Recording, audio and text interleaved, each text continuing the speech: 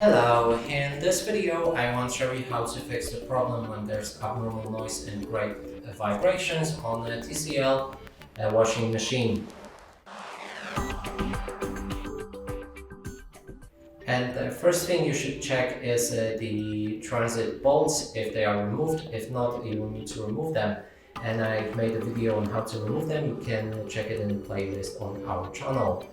Then next thing is if your legs for the washing machine are adjusted, they need to be stable as possible, because if there's any instability, your washing machine will vibrate. And next one is to make sure that your washing machine is actually installed on a solid level floor. It's kind of similar to the adjusting the level for the legs.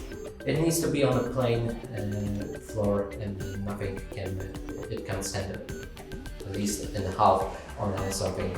It just needs to be stable. And then